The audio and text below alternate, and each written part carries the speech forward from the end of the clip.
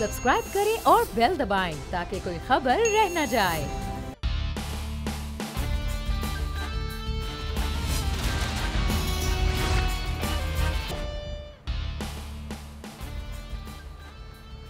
अस्सलामुअलैकुम। Special report with Mudassar Iqbal के साथ हाजिर खिदमत है। इस वक्त जो सूरत हाल ये है कि इस्लामाबाद में यंग डॉक्टर्स अपने मुतालबात के लिए पहुंचे हैं और वहां पर सूरत हाल बिगड़ी और उसके बाद पुलिस ने लाठी चार्ज किया। जैसे पीएमसी की बिल्डिंग में यंग डॉक्टर्स दाखिल हुए, आंसू गैस की शेलिंग वहां पर की गई और मुतअद्दिद डॉक्टर्स जो हैं वो उनको गिरफ्तार भी किया गया। अब ये खबर सामने आ रही है कि डीसी इस्लामाबाद उन तमाम जो डॉक्टर्स हैं उनको रिहा करने के लिए बेरज़ामंद हैं, लेकिन इस्लामाबाद में यंग डॉक्टर्स के मुतालबात के हक़ में एहतजाज इस वक्त जारी है। पूरे मुल्क से ये डॉक्टर्स जो हैं वो इस्लामाबाद पहुँचे हैं और इस वक्त पीएमसी के बाहर सड़क फिर से डॉक्टर्स ने ब्लॉक कर दी है।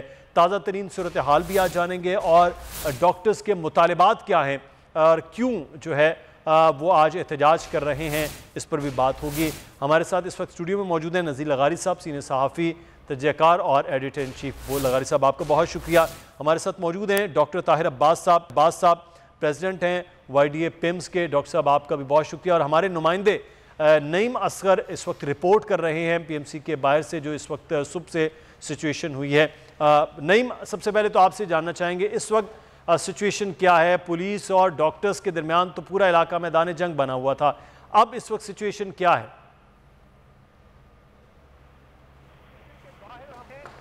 जी बिल्कुल, पाकिस्तान मेडिकल कमीशन के बाहर हम मौजूद हैं। अब से कुछ देर पहले जो डॉक्टर्स यहाँ पर मौजूद थे, MBBS क्लियर्ड डॉक्टर्स यहाँ पर मौजूद थे, एहतजाज कर रहे थे और उनका यहाँ की इमारत के बाहर एहतजाज चल रहा था, जबकि दूसरी इनके लिए मुज़ाकरात चल रहे थे। ज़िली इंतज़ामिया की जानिब से हमें यह पता चला है, ज़िली इंतज़ामिया का ये कहना है कि एहतजाज के दौरान हमारी डॉक्टर्स के एक वफ्द को लेकर हम अली नवाज अवान जो यहाँ के MNA हैं उनके पास गए हुए थे और उनके साथ मुज़ाकरात चल रहे थे।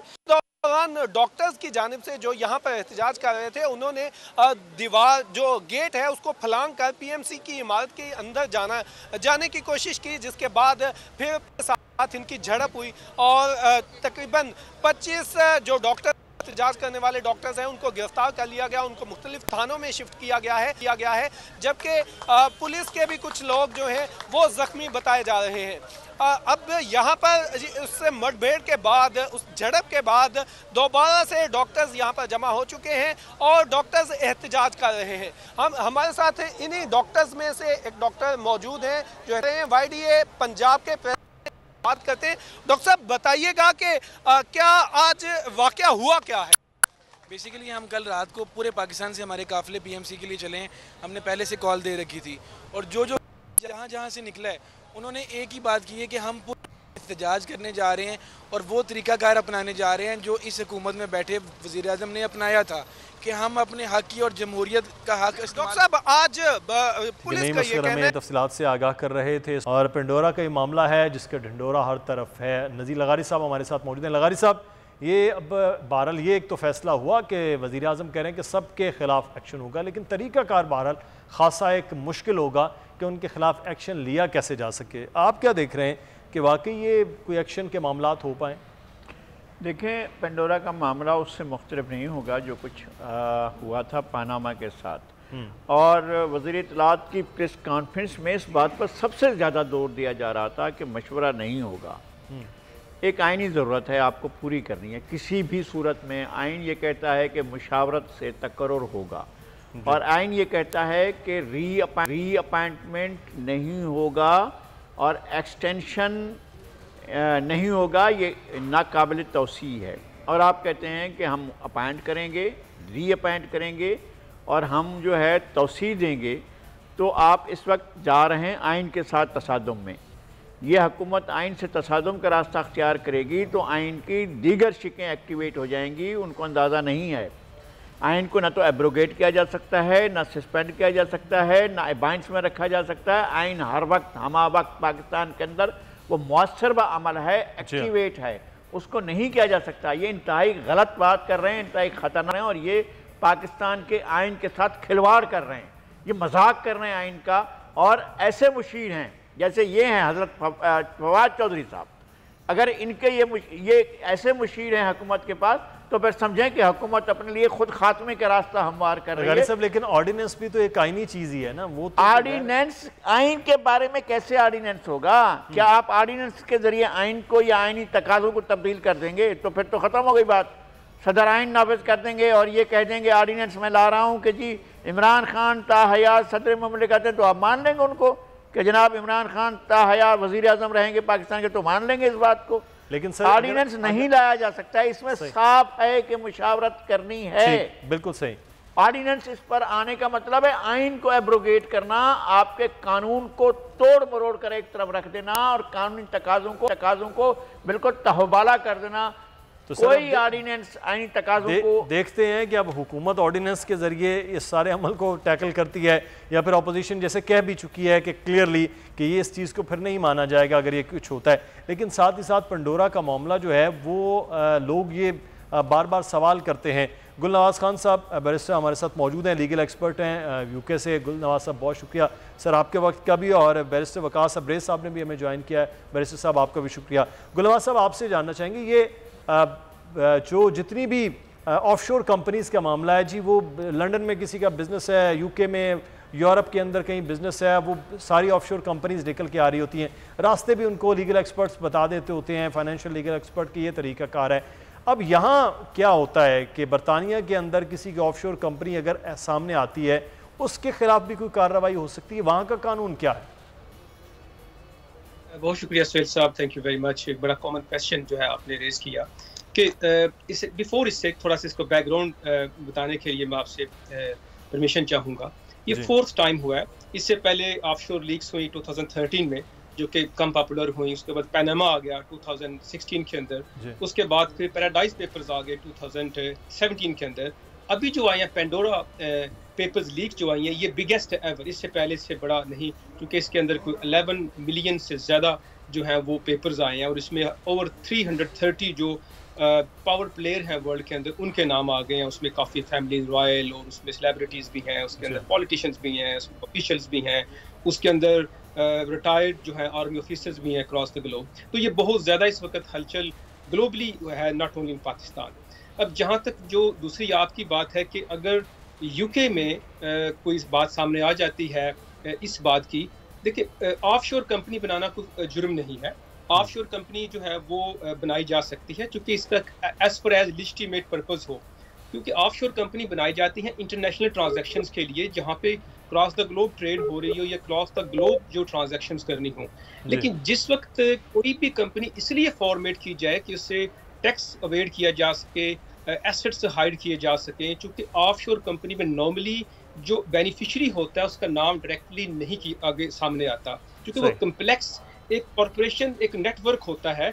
एक कंपनी फ्रंट पे होती है, उसके पीछे 2, 10, 20, 50 कंपनी पीछे होती हैं, तो एक्चुअल जो ओनर होता है उसके नाम शो नहीं किए जाते, क्योंकि आम तौर पे ऑफशोर कंपनी है उसमें हांगकांग है, सिंगापुर है, वर्जिन आइलैंड है, केमैन है और काफ़ी ज़्यादा प्लेसेस हैं। वहाँ पे टैक्स मामलात या अकाउंट खुलवाना या कंपनी सेटअप करना, कॉर्पोरेशन करना कंपैरेटिवली बहुत इजी है, बगैर जाए वहाँ पे हो सकता है। इस वजह से जो लोग हैं वहाँ पे इजीली कंपनी सेटअप करते हैं, वहाँ पे कोई आइडेंटिफाई कर लेते हैं किसी भी डायरेक्टर को जो पेड होते हैं वो फ्रंट पे होते हैं और उनको कोई नॉमिनल सी फीस होती है और बाकी ट्रांजैक्शन सारी ऑनलाइन की जाती हैं, तो जो किकबैक्स वगैरह सारे के सारे। तो अब बताने का मकसद ये है कि यूके में या पाकिस्तान में ऑफशोर कंपनी सेटअप करना इलीगल नहीं है, बल्कि जो उसका यूज है कंपनी का या कोई रॉन्ग तरीके से या कोई ऐसे जो ब्राइब है कोई चीज या टैक्स अवेड करना वो गलत होता है। अच्छा, ये मैं गुलनवाज साहब, ये आपने बड़ी एक अहम पॉइंट बात की कि ये इसका यूज जो है वो है, उस यूज को कैसे पकड़ जाए हम बात करते हैं। लेकिन बैरिस्टर वकास अब्रेज साहब का इंटेक पे इस पे ले लें। बैरिस्टर साहब, यूके के हवाले से तो आप भी क्योंकि वहाँ पढ़ के आए हैं, गुलनवाज साहब ने बड़ी डिटेल बता दी। पाकिस्तान में अभी ये बहुत ज़्यादा बात हो रही है। अभी शायद खाकान अब्बासी साहब ने कहा कि जी सब के अखबारात में नाम दे दें जिन जिन लोगों के हैं। एक तरफ तो ये बनाना इलीगल नहीं है लेकिन उसका मिसयूज़ ही इलीगल है। तो पाकिस्तान में तो इस वक्त ये इम्पैक्ट हो रहा है कि जिसकी ऑफशोर कंपनी है वो चोर है, वो करप्ट है और उसको बस अब लटका दिया जाए। तो इसको कानूनी तरीके से किस तरह से देखा जाए जिनके ऑफशोर में नाम आए? देखिए, जब भी पाकिस्तान के अंदर कोई भी ऐसी लीक्स आई, चाहे वो विकी लीक्स हो, चाहे पनामा लीक्स हो या मौजूदा पेंडोरा लीक्स हो, तो उसमें सबसे पहला जो नज़ला गिराया गया वो हमारे पॉलिटिशियंस पे, ब्यूरोक्रेसी पे, जुडिशरी पे या आर्मी पे या जो भी साबिक ब्यूरोक्रेट्स हैं उनके ऊपर।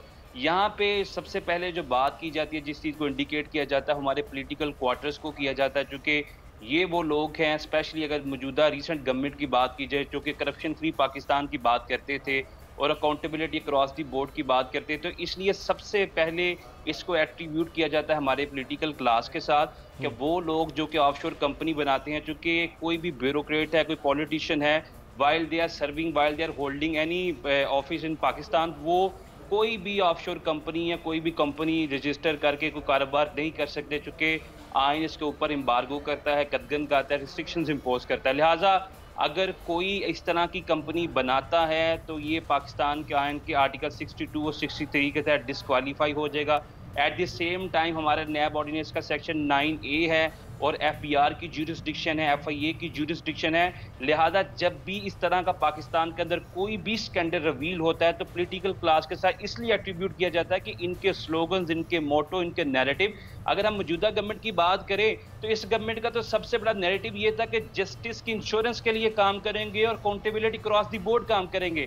तो गुज़िश्ता रोज से लेके आज तक जितना भी शोरो गोगा किया जा रहा है वो यही किया जा रहा है कि ये प्राइम मिनिस्टर ऑफ पाकिस्तान जब ये अपोजिशन में थे तो उस वक्त मियां नवाज शरीफ का नाम आया तो उस वक्त उन्होंने कहा था कि मुस्ताफी हो, ये स्टेप डाउन करें, इनमें कबीना में बैठे हुए लोग वो स्टेप डाउन करें और फिर उसके बाद ये must produce themselves before the court of law for the process of accountability. लेकिन अब इनका नाम चूंकि इसके अंदर आ चुका है, मैं ये समझता हूँ कि इनके अंदर हिलाकी जुर्रत होनी चाहिए, फेयरली, फ्रीली, गर्जियसली और बोल्डली इनको जरूर करना चाहिए। और इन लोगों ने तमाम नैरेटिव सेट किया, ये विजन दिया इस कौम को करप्शन फ्री पाकिस्तान का, और चैरिटी बिगिंस एट होम। मैं तो इस चीज़ पे यकीन रखता हूँ कि जो आप कहते हैं हाथी के दांत खाने की और दिखाने की और दूसरों को नसीहत हुत्ता फसीयत, अगर ये पॉलिसी आप करेंगे तो फिर 2023 के अंदर जो आपका अंजाम होगा वो कौन देखेगी। ठीक है, बिल्कुल। गुलनवाज साहब, मैं आपसे जान लूँ, फिर लगारी साहब से इस पर बात करते हैं। गुलनवाज साहब, अब आपने जिस तरह से बताया कि यूके में ये सूरत हाल है, सर अब जिनके नाम हैं तो क्या ये वहाँ पर वही वाला मामला होगा, पार्लियामेंटेरियंस हैं, अगर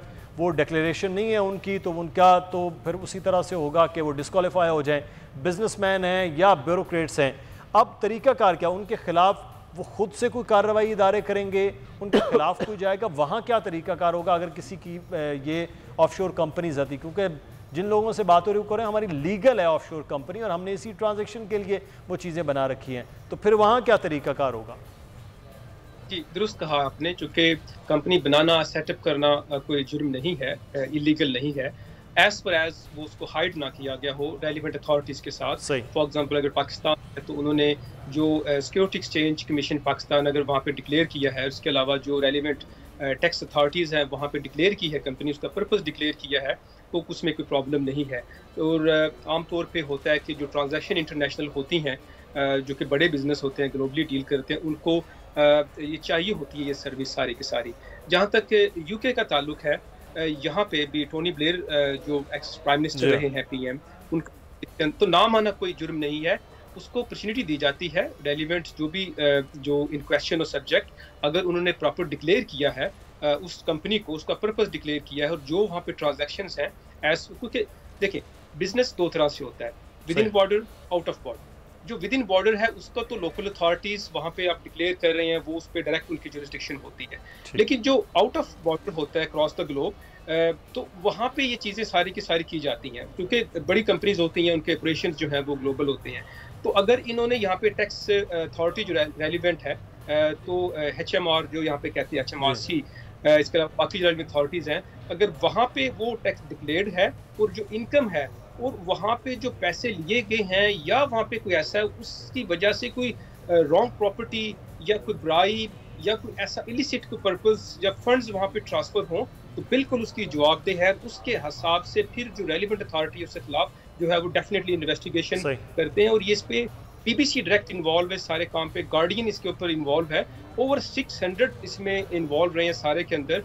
तो यूके में और ये यूएस के अंदर इस वक्त ये बिग इस वक्त जो है टॉपिक है जो अंडर डिस्कशन है इस टाइम। बिल्कुल लगारी साहब, मैं सर जिस बंदे ने पैसा ही बाहर कमाया है, बाहर ही बना ली है उसने कंपनी, फिर तो पाकिस्तान में तो उसके कोई मामला नहीं होंगे। और दूसरा भी ये मामला है कि एफबीआर है, बिजनेसमैनों की खासतौर पर बात करें, एफबीआर है वो उनको अब चेक करेगा कि ये इन्होंने वाकई कोई टैक्स एग्जाम करवाया है और चीज़ें टैक्स चोरी की हैं या नहीं की हैं। यहाँ तो ऐसा लग रहा है कि बस फिर क्रॉस द बोर्ड सबको पकड़ के गर्दन शर्दन मरोड़ दी जाए जिनके नाम आ गए। नहीं, मेरा ख्याल है कि इस तरह से नहीं हो सकता। पहली बात यह है कि ये देखा जाए कि जो कुछ है उसके पास क्या उसके मीन्स मौजूद हैं। अगर मीन्स मौजूद हैं तो जाहिर है उसके पास इतना पैसा होगा, जाकर उसने रखा होगा। फिर ये कि उसने पाकिस्तान में टैक्सेशन लॉज की खिलाफ वर्जी तो नहीं की है, टैक्स दिए हैं, अगर दिया है तो भी ठीक है। दूसरी बात यह कि जो ब्लैक मनी है क्या वो शिफ्ट की गई है। ब्लैक मनी मेरा मतलब ये है कि अगर कोई हीरोइन का धंधा करता है और बड़ा पैसा ले लेता है, फिर किसी न किसी तरीके से वो पाकिस्तान से पैसा बाहर ले जाता है और वहाँ जाकर काम करता है, तो फिर उसको चेक करना पड़ेगा। अगर किसी ने एम्यूनेशन बेचा है, असला बेचा है और उसका धंधा किया है तो उसका पता करना चलाना चाहिए कि उसने कैसा किया है।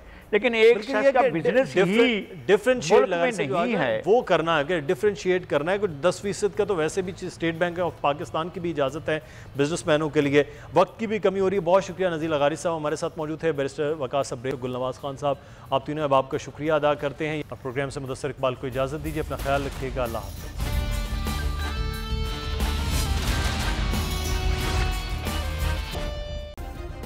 सब्सक्राइब करें और बेल दबाएं ताकि कोई खबर रह न जाए।